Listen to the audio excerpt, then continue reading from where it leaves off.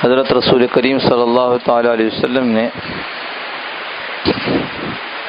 جب نبوت کا دعویٰ کر دیا تو یہ بات مکہ مکرمہ میں چھپی ہوئی نہیں رہی.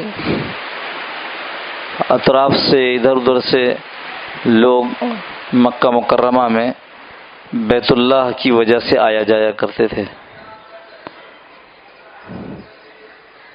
تو ایک قبیلہ تھا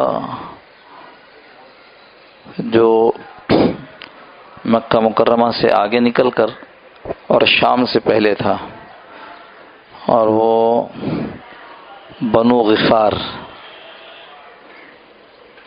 تو وہاں بھی یہ بات پہنچی تو ایک صاحب جو ہے وہ وہاں سے اپنے بھائی کو بھیجا انہوں نے کہ آپ ایسا کیجیے، جا کر دیکھیے کہ یہ جنہوں نے نبوت کا دعویٰ کیا ہے یہ کون ہیں، کیسے ہیں.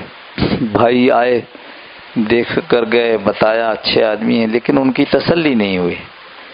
تو اب یہ صاحب خود نکلے اور یہاں آئے مکہ مکرمہ میں، اور پھر وہ تفصیل ہے کہ کیسے رسول اللہ صلی اللہ علیہ وسلم سے ملاقات ہوئی، اور آپ صلی اللہ علیہ وسلم نے فرمایا کہ بھائی اپنے ایمان کو بھی چھپانا.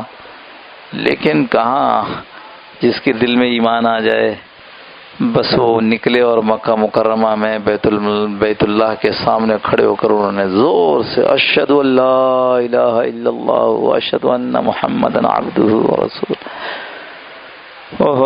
جو پھر بڑی مار پڑی. یہ مشہور واقعہ ہے جو میں نے آپ سے عرض کیا، ابو ذر غفاری رضی اللہ تعالیٰ عنہ بہت قربانی کی، یعنی ایک دن مار کھائی ہے اور مرتے مرتے بچے ہیں. دوسرے دن پھر یہی کیا، پھر گئے، پھر زور سے کلمہ پڑھا،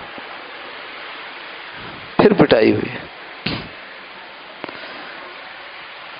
جب لوگ مدینہ منورہ کی طرف ہجرت کر گئے تو یہ بھی ہجرت کر گئے. پھر آپ صلی اللہ علیہ وسلم کا زمانہ بھی گزر گیا، صحابہ کا زمانہ آ گیا. ایک دن ایک صاحب ان کے پاس پہنچے تو جب گھر میں انہوں نے بھئی آپ دور سے آئے ہیں، آئیے تشریف لائیے. گھر میں گئے، گھر میں بیٹھے تو دیکھ کر کہتے ہیں کہ حضرت آپ کے گھر میں تو کچھ ہے ہی نہیں.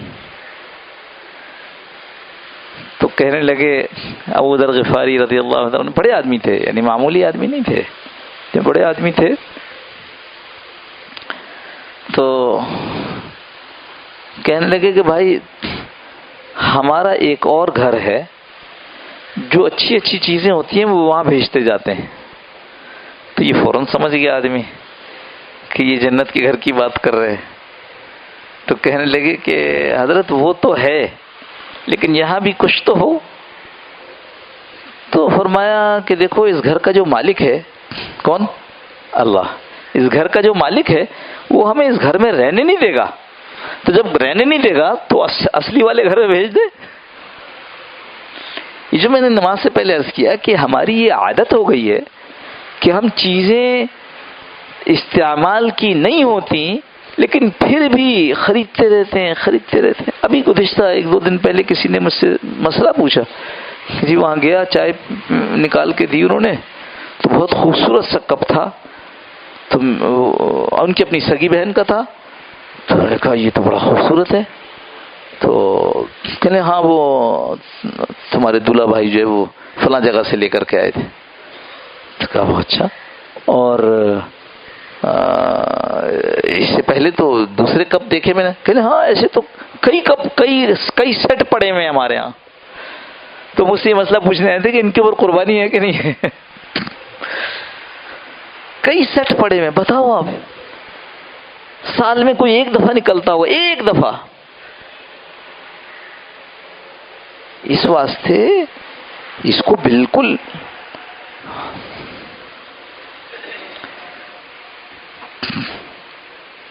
گھر میں کچھ نہیں ہے. اور اونٹوں کا ایک باڑا تھا جس میں اونٹ تھے. تو کسی سے کہا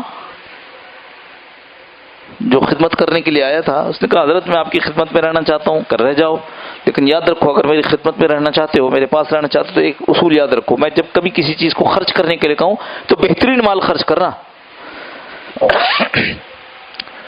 تو ضرورت پڑی تو انہوں نے کہا کہ جاؤ میرے اس میں سے ایک اونٹ لے آؤ، اس کو ذبح کرو اور ذبح کر کے اس کے حصے کرو اتنے جتنے وہ سامنے پانی کے اوپر دور کچھ آبادی تھی، وہاں پر کچھ لوگ ہیں، ان کو یہ مل جائے ہر ایک کو ایک ایک حصہ، اور دیکھنا ان جتنے گھر ہیں ان کے بعد ایک حصہ میرے گھر کا بھی ملانا، یعنی جتنا ان کو ملے گا اتنا ہی مجھے ملے گا۔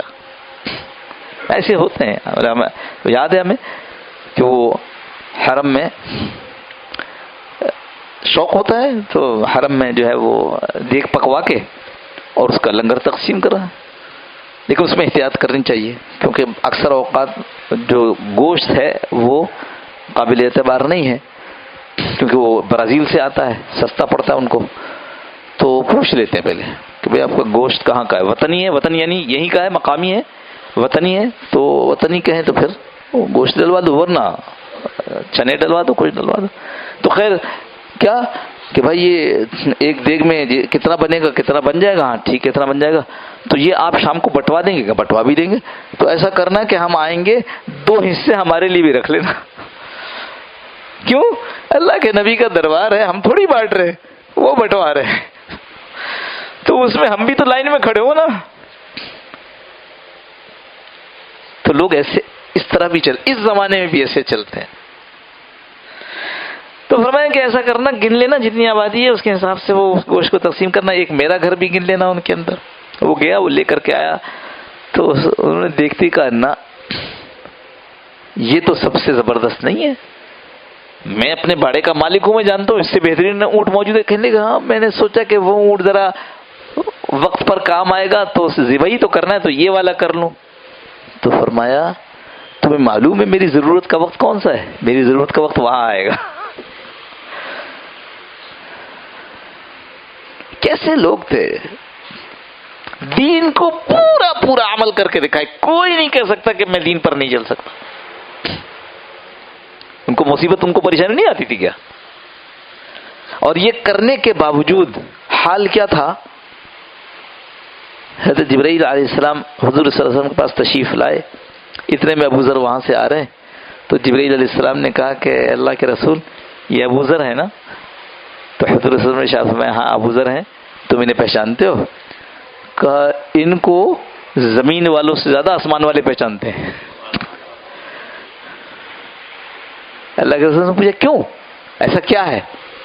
فرمایا 2 باتیں ان کے اندر، ایک تو یہ قل هو اللہ احد کثرت سے پڑھتے ہیں، کثرت سے قل هو اللہ احد، وہ اللہ کا تعارف، قل هو اللہ احد ایسی نہیں ہے ہماری معمولی سی کوئی، ہم تو اس کو لفٹ ہی نہیں کراتے، اللہ کا تعارف ہے۔ آپ اپنے تعارف کو کیسے کراتے؟ میں فلاں ہوں، ہاں، بلکہ میں نے تو دیکھا ایک صاحب آئے، میں کسی کے دفتر میں بیٹھا تھا، ایک صاحب آئے، انہوں نے دور سے کرسی کھینچی اور ان جو دفتر والے تھے ان کے برہن بیٹھ گیا کر، وہ حیران پریشان، کہنے کون ہو؟ کہنے آپ مجھے نہیں جانتے، میں فلاں وزیر کا ڈرائیور ہوں۔ سبحان اللہ، اللہ اپنا تعارف، قل هو اللہ، کئی کون اللہ؟ هو اللہ، سبحان اللہ۔ تو کہا یہ قل هو اللہ کثرت سے پڑھتے ہیں، ایک بات، اور دوسری بات کتنی زبردست ہے وہ یہ کہ یہ اپنے آپ کو سب سے چھوٹا سمجھتے ہیں، بڑی مشکل کیفیت ہے۔ ابھی تو دیکھو ماشاءاللہ آپ کے گھر میں جو 2.5 لاکھ کی، آپ کے محلے میں جو 2.5 لاکھ والی بیل آئے گا نا، اس کو شام سے صبح تک کتنا گھمایا جاتا ہے، ہاں 2.5 لاکھ کا ہے، 2.5 لاکھ کا۔ اچھا ہمیں سمجھ میں نہیں آتا یہ 2.5 لاکھ 5 لاکھ، بالکل سمجھ میں نہیں آتا، 70 کا ہوگا، 80 کا ہوگا، 90 کا ہوگا، 1 لاکھ کا ہوگا، 1,10,000 کا ہوگا، 1,20,000 کا ہوگا۔ اب 1,20,000 والے میں اور 5 لاکھ میں کتنا فرق ہوگا؟ کیسے لگاتے ہیں اس کے حساب؟ مجھے نہیں آتا، ہم تو خیر اتنے عقل مند ہیں ہی نہیں کہ ہم یہ سمجھ سکیں، ہمیں سمجھ میں نہیں آتا۔ یہ سب کچھ کرنے کے بعد میں نے بتا دیا کس طرح، اس کے بعد ہر ایک کو اپنے سے بہتر سمجھتے ہیں کہ یہ تو بڑا بہتر آدمی۔ میرے دوستو، یہ قربانی کا موقع آ رہا ہے. نماز سے پہلے مجھے ایک بات اور کہنی چاہیے تھی، میں بھول گیا. یہ جو بات میں نے عرض کی نا کہ یہ جس کا ضرورت سے زائد سامان ہو، یہ اس لیے کہی کہ بہت سے گھروں میں اس طرح ہو رہا ہے کہ وہ ایک بکرا لے آتے ہیں کہ کس کا جی ہمارا ہے، تو ہمارا تھوڑی ہوتا ہے. قربانی تو ایک آدمی کی طرف سے ہوتی ہے نا، قربانی ایک آدمی کی طرف سے ہوتی ہے. بکرا تو ایک آدمی کا ہے، گائے میں 7 آدمی ہیں. تو ایک حصہ لے کر یہ سمجھتے ہیں کہ سب کی طرف سے ہو گیا، یہ غلط ہے. اگر کوئی کمانے والا ہے اور اس کے پاس اتنے پیسے ہیں یا اس کی ملکیت میں وہ اضافی چیزیں ہیں، وہ بھی کرے گا. بیگم تو اس لیے کریں گی، یعنی کمانے والے کو بیگم کی طرف سے بھی کرنا پڑتا ہے، اس لیے کہ بیگم کے پاس تو زیور ہے، چھٹی نہیں ہے. اگر 38,000 کچھ 100 روپے ہیں، دوست سے قرض لے لو کسی سے. قربانی دیکھو کیوں زندگی نہیں بدل رہی. ہم تو اس لیے قربانی کر رہے ہیں نا کہ یہ علامت ہے اس بات کی کہ اللہ کیا قربانی کرنے والے پر لازم ہے کہ چاند نظر آنے کے بعد قربانی کرنے تک نہ بال شیو نہ خون. نہ شیو تو چاند سے پہلے بھی نہ کرے، نہ چاند کے بعد بھی نہ کرے. 3 چیزیں، نہ بال نہ شیو نہ ناخن. تو مسئلہ یہ ہے کہ شیو تو حرام ہے، بچ گیا بال اور ناخن. تو بہتر یہی بات ہے کہ نہ کاٹے. گو کہ صیغہ امر کا ہے حدیث میں، لیکن یہ علماء نے، محدثین نے، فقہاء نے اس کی تشریح کی ہے کہ جو آدمی حج میں نہیں ہے، احرام کی حالت میں نہیں ہے، تو اس کے لیے مستحب ہے کہ وہ نہ کاٹے. لیکن جیسے یہ منڈوانا حرام ہے، ایسے ہی لمبی مونچھیں رکھنا بھی حرام ہے.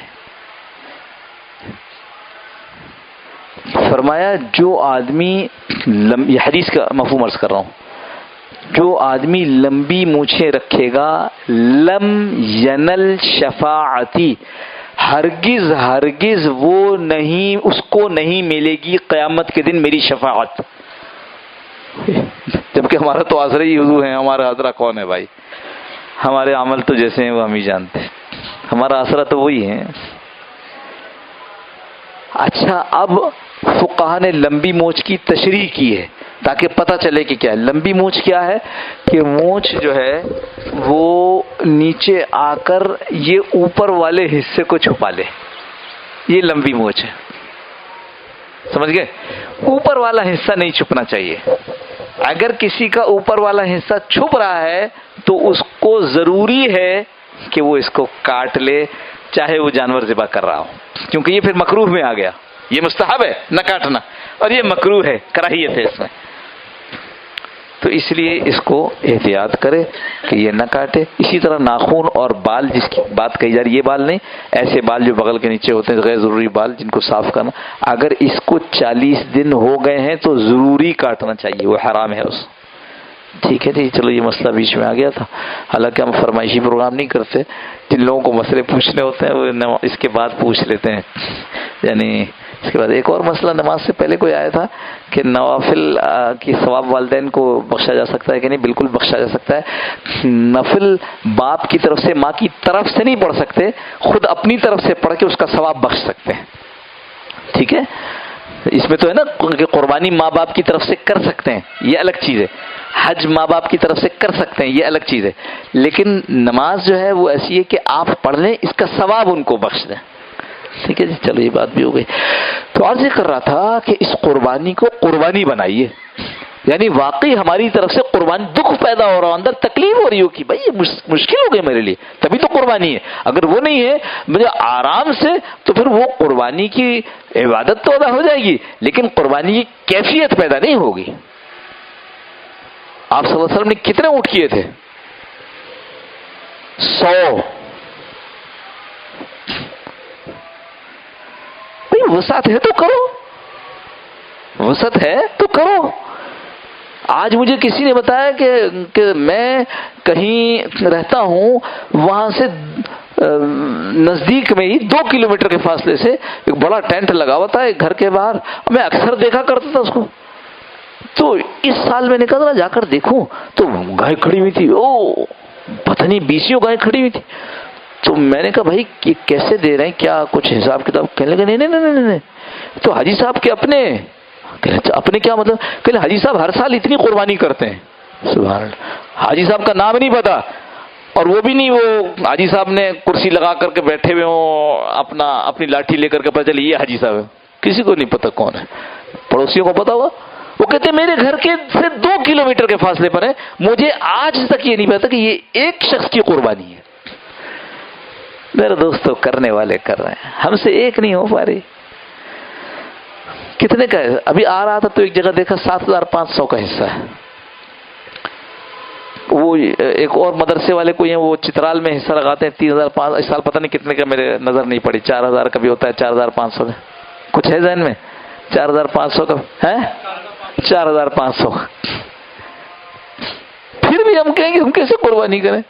اور یہ مولوی لوگ جو ہیں وہ جو میں جدید مولویوں سے بڑا گھبراتا ہوں، ڈرتا ہوں. یہ جو نئے زمانے کے وہ مولوی نا جو مغرب کو راضی کرنے پر لگے ہوئے، ٹی وی بھی جائز کرو، سود بھی جائز کرو، فلانا بھی جائز کرو، فلانا بھی جائز، تصویر بھی جائز کرو. بہت ڈرتا ہوں میں سے. ٹھیک ملا ہو آدمی تاکہ آدمی کو پورا دین بتائے، کوئی اس میں ڈنڈی نہ مارے. تو اس واسطے کوشش کر لیں.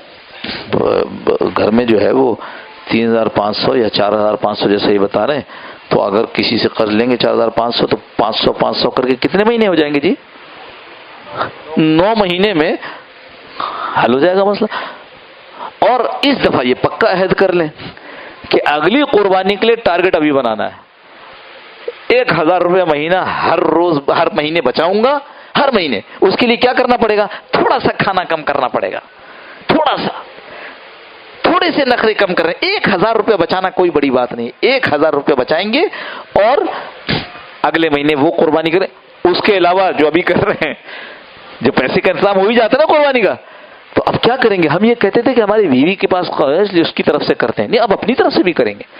اور دیا ہے اور بچوں کی طرف سے بھی کریں گے، اور دیا ہے رسول اللہ صلی اللہ علیہ وسلم کی طرف سے بھی کریں گے. آپ صلی اللہ علیہ وسلم نے اس امت کی طرف سے بھی قربانی کی، اس امت کی طرف سے بھی قربانی کی. فرمایا یہ میری امت کی طرف سے ہے. بسم اللہ اللہ اکبر. بتاؤ اللہ کے نبی کی تو قربانی قبول ہوئی ہوگی نا، ہمارا حصہ ہو گیا. کل قیامت کے ہمارے اعمال نامے میں لکھا ہوگا کہ یہ حصہ یہ نبی کے ہاتھ کا، یہ تیرے حصے میں بھی آیا. کیا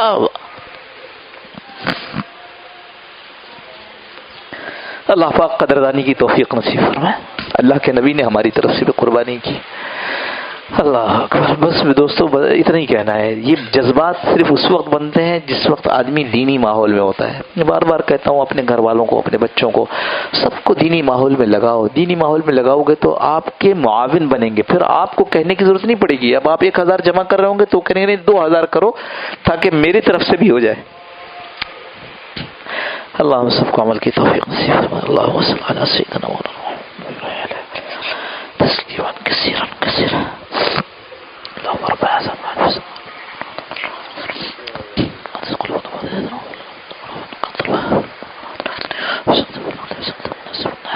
اللهم ربنا تقبل منا إنك أنت السميع وتب علينا إنك أنت التواب الرحيم.